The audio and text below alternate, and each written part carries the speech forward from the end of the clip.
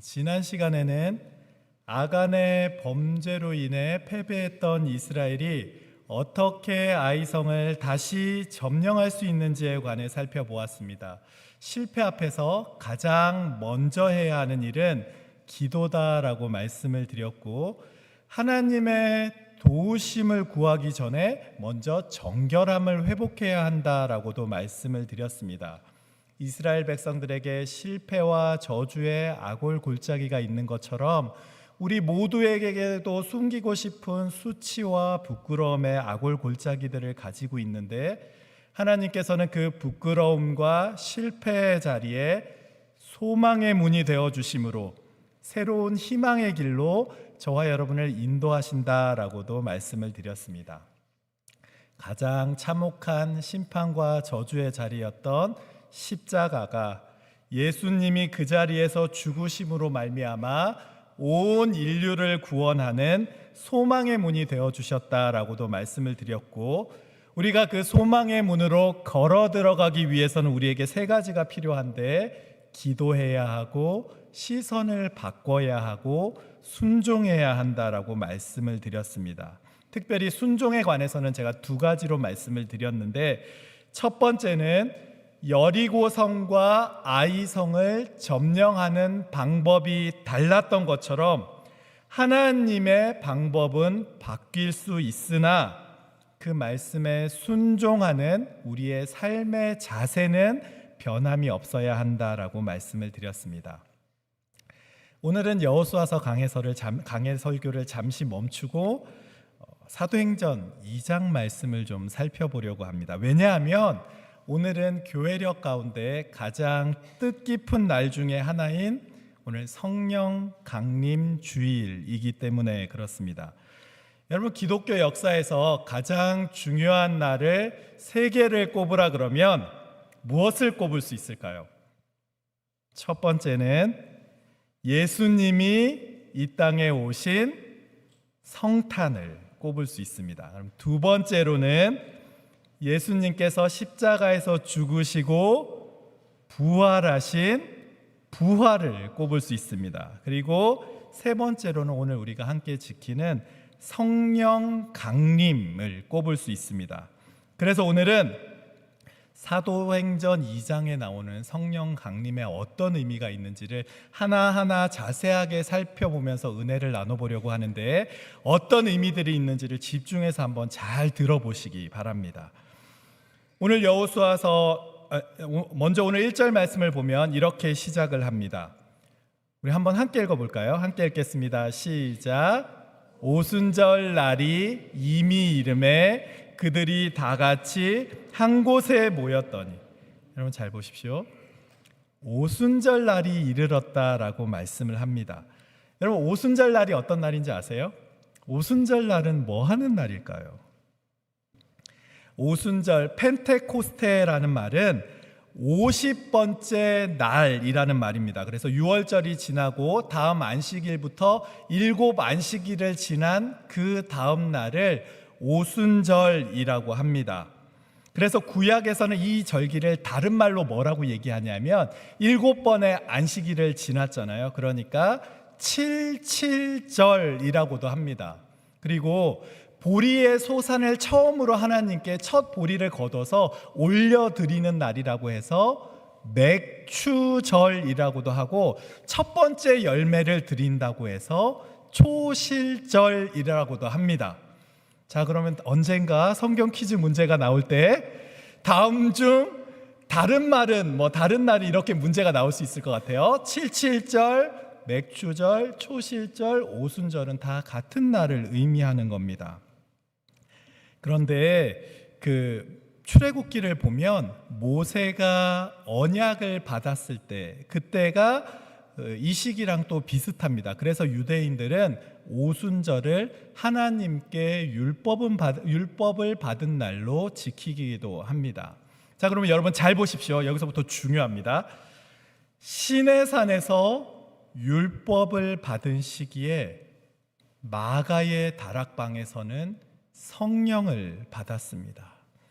여러분, 시내산에서 율법 받았을 때 어떤 일이 일어나는지 아십니까? 출애굽기 19장 16절과 18절 말씀을 보시면 저런 일들이 일어나는데, 우레와 번개와 빽빽한 구름이 산 위에 있고 나팔 소리가 매우 크게 들렸고 연기가 자욱했고 여호와께서 불 가운데 거기 강림하셨다라고 시내산에 있었던 일이 이렇습니다. 자, 마가의 다락방에서는 어떤 일이 일어났는지 보십시오. 다음 장면을 보시면 하늘로부터 급하고 강한 바람 같은 소리가 동일하게 있었고 마치 불의 혀처럼 갈라지는 것들이 그들에게 보였습니다. 여러분 잘 보십시오. 이것이 오순절에 일어난 일들입니다. 과거 시내산에서 율법을 받았는데 이제는 성령님께서 그 자리에 오심으로 과거의 율법을 갱신하게 되는 것이죠. 여러분, 과거에는 돌에 새겨진 문서로 받았는데 이제 성령님께서 오순절에 오심으로 인해서 마음에, 우리 안에 내주하심으로 이제 그 말씀이, 성령님이 우리 안에 마음판에 새겨지게 되었습니다. 이것이 우리가 정말로 알아야 하는 오순절의 의미입니다.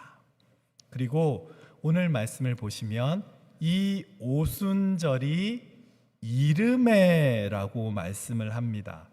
여러분, 우리말로는 오순절 날이 이르매, 한마디로 이렇게 이르매라는 말로 끝이 난 것 같은데 헬라어 원어를 보시면 쉼플레루스타이라는 말을 사용하는데 이 말은 뭐냐면 직역하면 이렇습니다. 그날이 함께 가득 채워짐에, 그냥 이르렀다라는 말이 어떤 뜻이냐면 그날 함께 가득 채워졌다라는 걸 의미하는 거예요. 그러니까 이 말을 직역을 하면 그 순간에 모든 것이 가득 찼다라는 거죠. 여러분, 세상의 시간은 흘러가 버리는 크로노스의 시간입니다. 그런데 하나님의 시간은 어떤 시간입니까? 마치 병에 물이 차오르는 것처럼 차오른다, 가득 찬다라는 의미가 이 이르매라는 말에 있다라는 거죠. 오늘 본문에서 오순절이 이르매라는 말에는 시간이 점점 차올라서 마침내 가득 차게 되었다라는 의미가 있는 겁니다. 갈라디아서 4장에 보면 때가 차매라고 할 때 그 때가 찬다라는 말과 같은 의미로 사용이 되는 것이죠. 여러분 잘 보십시오. 시간만 점점 차오르는 것이 아닙니다. 하나님의 약속도 점점 차오르고 있습니다. 여러분 요엘서를 보시면 내가 내 영을 만민에게 부어주시겠다라고 약속을 하셨었습니다. 세례 요한은 뭐라고 했냐면 나는 물로 세례를 주지만 내 뒤에 오시는 분은 성령으로 세례를 주실 것이다 라고 약속을 했고, 그리고 부활하신 주님께서 뭐라고 말씀하셨냐면 위로부터 능력을 주시겠다라고 약속하셨습니다. 약속들도 점점 차오르고 있었습니다. 그리고 정확한 하나님의 때가 되었을 때 오순절 마가의 다락방에서 이 모든 것이 동시에 그 그릇에 차고 넘치게 되었을 때 성령님께서 그 자리에 임재하신 것이죠. 시간이 차오르고 약속이 차올라서 그날 모든 것이 함께 임하게 된 겁니다. 그러면 이렇게 하나님의 때가 차오르기까지 사도들이 해야 했던 일은 무엇인지 아십니까? 그들은 그때를 기다려야 했습니다. 여러분 그래서 사도행전 1장 4절 말씀을 보시면 예수님께서 이렇게 말씀을 하시죠. 우리 한번 함께 읽어보겠습니다. 시작. 사도와 함께 모이사 그들에게 분부하여 이르시되 내게서 들은 바 아버지께서 약속하신 것을 기다려라. 보십시오. 예수님께서는 그 때가 차오르는데 그 때가 되기까지 기다려라 라고 말씀을 하십니다. 저와 여러분의 삶도 마찬가지입니다. 여러분 우리에게는 누구나 다 기다려야만 하는 시간이 있습니다. 응답되지 않는 기도 앞에서, 해결되지 않는 신분의 문제 앞에서, 경제적인 문제, 직장의 문제, 질병의 문제들 앞에서 우리는 기다려야만 하는 때가 있습니다. 그런데 여러분, 하나님께서는 그 시간을 그냥 흘려보내시는 것이 아니라, 우리의 기도를 그냥 흘려보내시는 것, 외면하시는 것이 아니라 물병에 물이 한 방울씩 차오르는 것처럼, 그리고 마침내는 물병에 그 물이 차고 넘치게 되는 것처럼 우리의 기도의 시간과 그 약속을 하나하나 차곡차곡 채워가고 계십니다. 그리고 우리의 눈물이 주의 병에 가득 차게 될 때, 마침내 그 병이 약속으로 가득 차게 될 때, 하나님께서는 반드시 예비하신 당신의 일을 이루시는 줄 믿습니다. 그러니 여러분, 아버지께서 약속하신 것을 기다리십시오. 그때는 반드시 오게 되어 있습니다. 여러분, 이어지는 말씀이 뭔지 아십니까? 이어지는 말씀을 보면 이렇게 말씀을 합니다. 그들이 다 같이 한 곳에 모였더니, 다 같이 한 곳에 모였다라고 말씀을 합니다. 이렇게 다 함께 모이는 것이 중요합니다. 여러분, 교회는요, 모이기에 힘써야 합니다. 여러분, 많이 모이십시오. 방주회도 많이 모이시고, 그림 그리는 것도 많이 모이시고, 목장 모임도 많이 모이시고, VBS도 여러분 많이 모이십시오. 그런데 여러분, 그들이 다 같이 한 자리에 모여서 한 일이 무엇인지를 잊지 마십시오. 사도행전 1장 14절 말씀을 보면 그들이 한 자리에 모여서 한 일이 있습니다. 우리 한번 함께 읽어보겠습니다. 시작. 여자들과 예수의 어머니 마리아와 예수의 아우들과 더불어 마음을 같이하여 오로지 기도에 힘쓰더라. 여러분, 그들이 한 자리에 모여서 한 일이 무엇입니까? 기도했습니다. 한 자리에 모여서 마음을 같이해서 기도하는 데 힘을 썼습니다. 여러분, 잘 보십시오. 성령님께서는 분열된 공동체에 임재하시지 않습니다. 우리가 한 곳을 바라보고 하나가 되어서 함께 기도하는 그 공동체에 성령님께서 임재하시는 겁니다. 그러니 마귀는 어떻게 방해를 하겠습니까? 공동체가 하나가 되는 것을 계속해서 방해를 하는 겁니다. 자꾸 우리 안에 틈을 만들고 자꾸 우리 안에 갈등이 생기게 하는 거죠. 그래서 공동체를 자꾸 쪼개려고 하는 겁니다. 지금 저와 여러분은 어떻습니까? 여러분, 가족들이 함께 모여서 기도하는 기도의 제목이 있으십니까? 내가 속한 목장이 함께 모여 기도하는 기도의 제목이 있습니까? 우리 중앙교회는 한 마음으로 모여서 함께 기도하는 기도의 공동체입니까? 혹시 같은 자리에 공동체에 속해 있기는 하지만 아간이 그랬던 것처럼, 아나니아나 삽비라가 그랬던 것처럼 공동체 안에 있으면서도 다른 생각을 품고 계시지는 않습니까? 여러분, 에베소서 4장 3절 말씀을 보면 이렇게 말씀을 합니다. 평안에 매는 줄로 성령님께서 하나가 되게 한 것, 그것을 함께 지켜야 된다라고 말씀을 하죠. 우리가 기도하면서 지켜야 되는 것은 성령이 우리를 하나가 되게 하셨기에 기도하며 평안에 매는 줄로 지켜야, 공동체가 하나 됨을 지켜야 하는 겁니다. 이렇게 함께 모여 한 마음으로 기도하며 공동체를 지켜갈 때 어떤 일이 생긴다 말씀을 하십니까?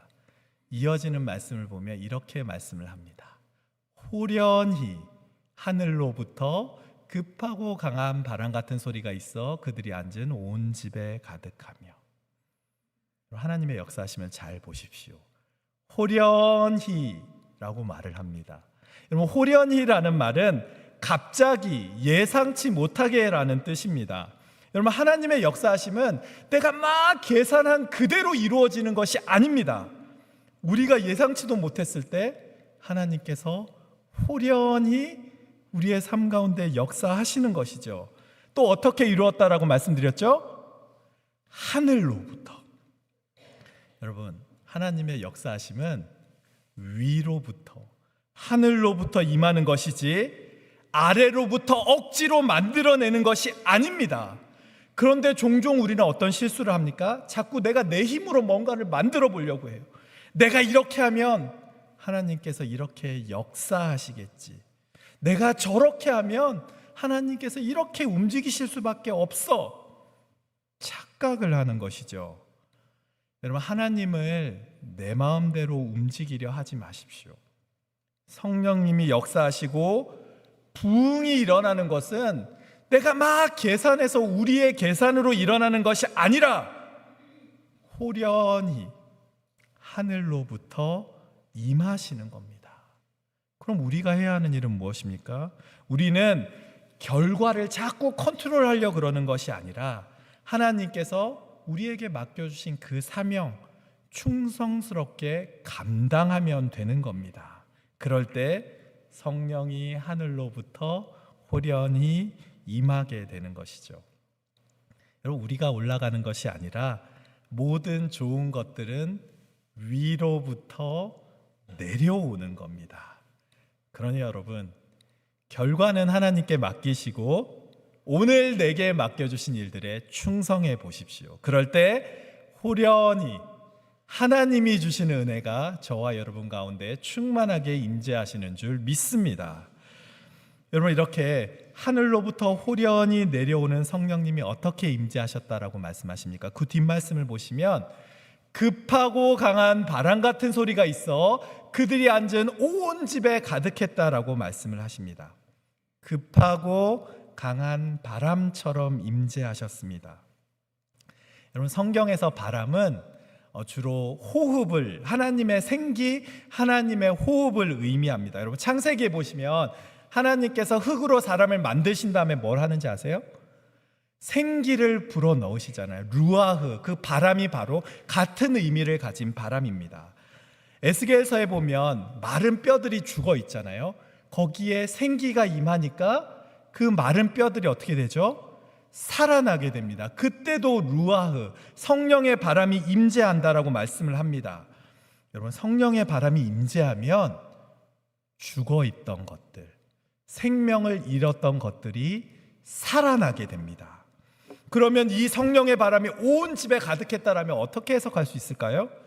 그 방에 있는 모든 사람들이 다시 한번 살아나게 되었다라는 의미가 있는 것이죠. 여러분, 우리 안에 성령님이 임재하시면 우리의 삶에도 동일한 일이 일어납니다. 저와 여러분의 기도가 살아나기 시작합니다. 예배가 살아나기 시작합니다. 말씀이 살아나기 시작합니다. 그래서 결국은 내가 살아납니다. 내가 살아나기 시작하는 거죠. 여러분, 이 성령이 역사하심이 그렇습니다. 또 성령의 바람이 어떻게 역사했다라고 말씀하고 있냐면 강한 바람으로 역사했다라고 말을 하죠. 여러분, 성령님이 임재하시면 우리가 담대해지기 시작합니다. 베드로를 한번 생각해 보세요. 베드로는 예수님 3번이나 부인했던 사람입니다. 그런데 성령이 임한 후에는, 강한 바람 같은 성령이 임한 후에는 더 이상 수많은 사람 앞에서도 두려워하지 않습니다. 담대하게 복음을 선포하게 되는 것이죠. 환경을 두려워하지도 않게 되고 그 담대함이 강한 바람으로 역사하시는 성령님 안에 있는 겁니다.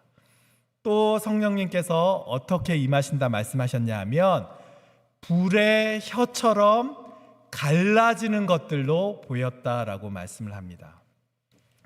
성경에서 불이 상징하는 것이 크게 2가지가 있습니다. 하나는 정화하는 것, 깨끗이 하는 것을 상징할 때 불을 사용하고, 다른 하나는 열정을 의미할 때 불을 상징합니다. 성령의 불이 우리 안에 임하시게 되면 우리 마음속에 있는 더러운 것들이 보이기 시작합니다.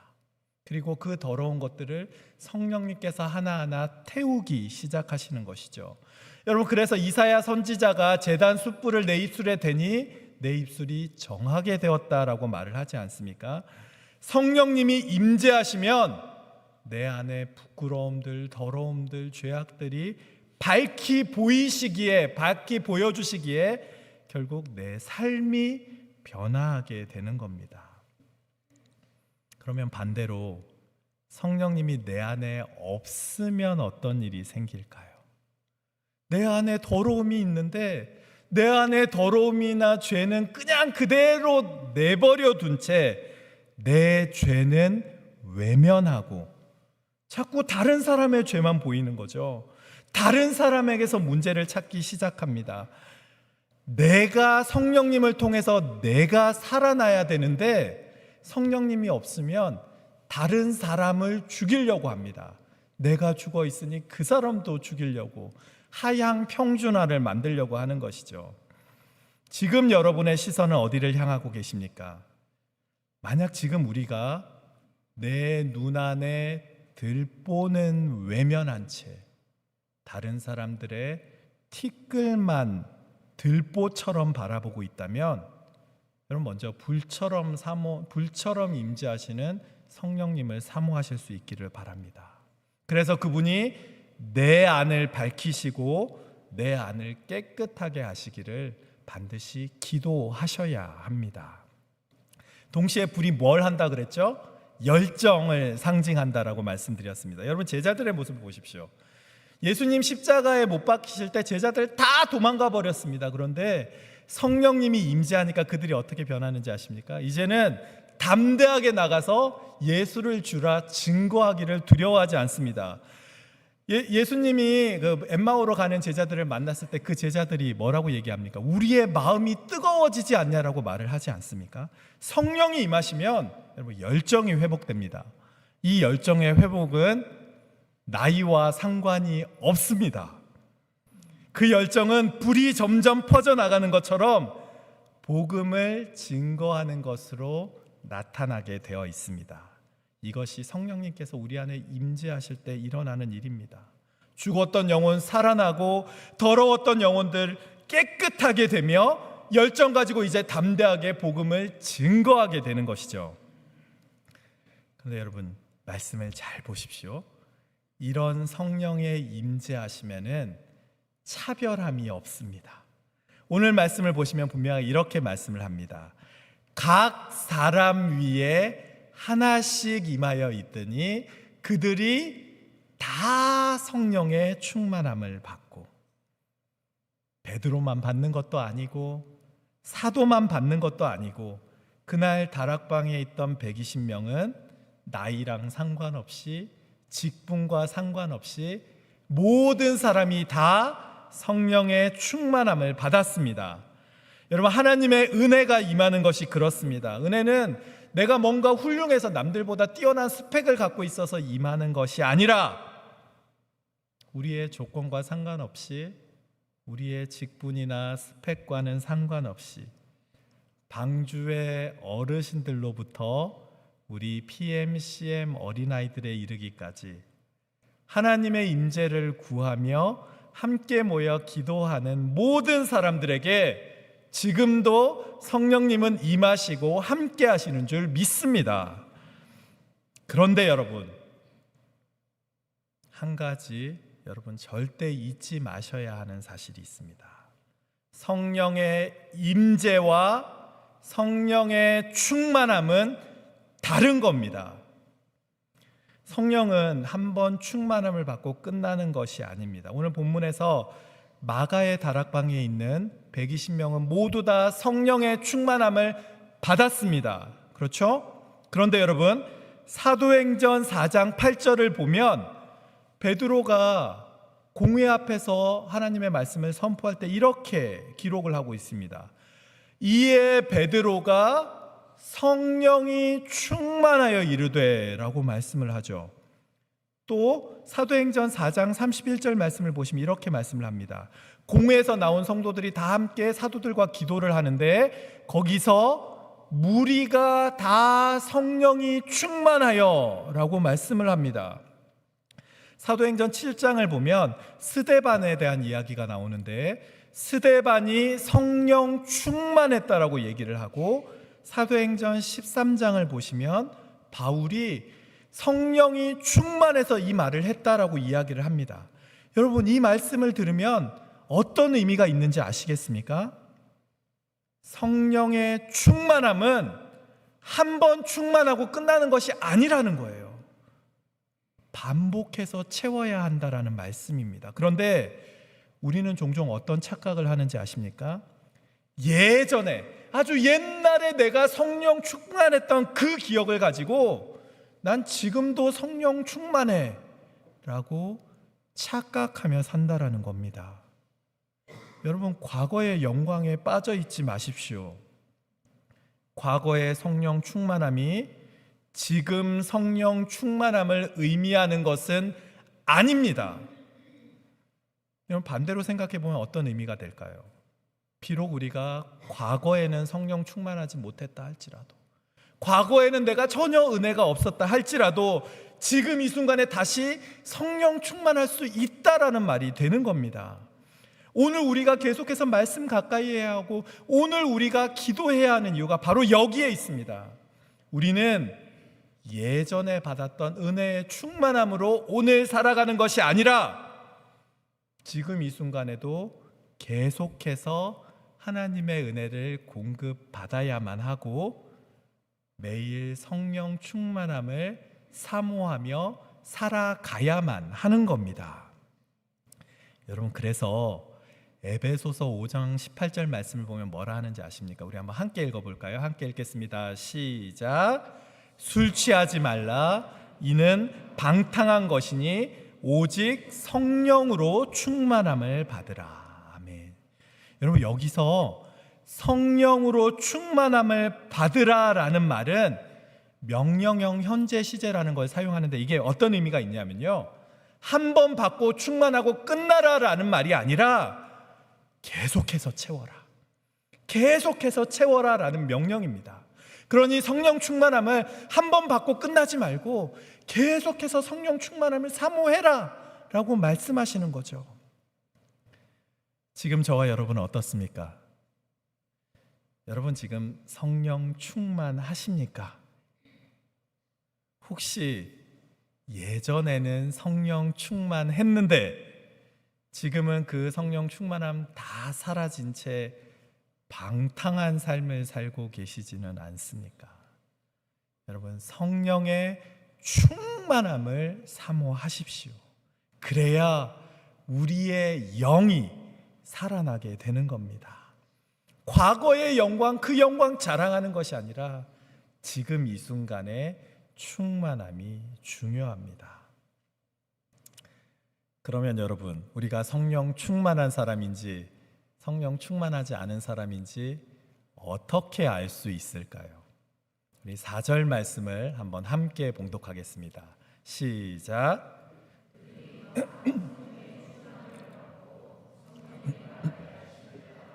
다른 언어들 여러분, 성령이 충만하면 어떤 일이 생긴다고 말씀합니까? 성령 충만하면 그 말이 변화합니다. 그런데 여러분, 이 말씀을 오해하지 마십시오. 성령 충만하면 무조건 방언을 해야 하고 성령 충만하면 다른 언어로 말해야 한다라고 말씀하는 것이 아닙니다. 우리가 주목해야 하는 문장은 바로 그 앞에 있습니다. 다시 한번 문장을 보시겠어요? 그들이 다 성령의 충만함을 받고 그 다음에 뭐라고 말을 하죠? 성령이 말하게 하심을 따라. 여러분, 성령 충만한 사람은 성령이 말하게 하심을 따라 말하는 사람입니다. 그러면 우리의 입에서 악한 말들이 나온다면 그 사람은 어떤 사람입니까? 그 마음의 악함이 하는 말로 드러나는 것이죠. 여러분, 그래서 예수님이 뭐라고 말씀하셨습니까? 사람이 그 마음에 가득한 것을 입으로 말한다라고 말씀하셨지 않습니까?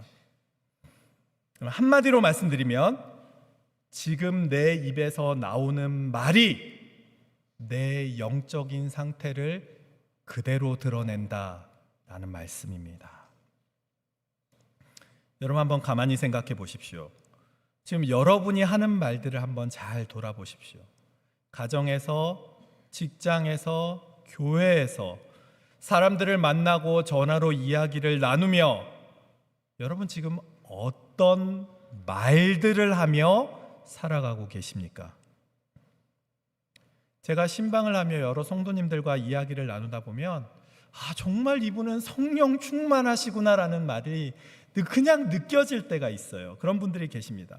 왜냐하면 분명히 너무 힘들고 어렵고 괴로우실 것 같은데 하시는 말씀들 가만히 들어보면 여전히 그 입에서 감사와 찬양이 나오거든요. 그 말씀 제가 그냥 가만히 듣고만 있어도 제 얼굴에 미소가 지어지고 은혜가 됩니다. 제가 그분들의 상황을 들어서 아니까요. 그런데 어떤 분들은 저 정도면 그래도 감사하시며 살만한데 매사에 부정적인 말, 매사에 비관적인 말을 하시는 분들도 계십니다.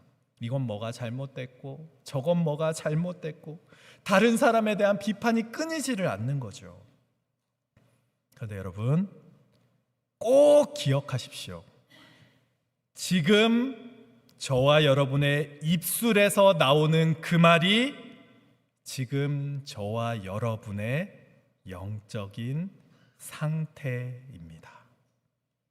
그러니 여러분, 만약 지금 우리의 입술에 감사와 찬송의 말이 아니라 원망과 불평의 말이 가득하다면 여러분 다른 것보다 먼저 내 영적인 상태를 돌아보셔야 합니다. 그리고 성령 충만함을 구하실 수 있기를 바랍니다.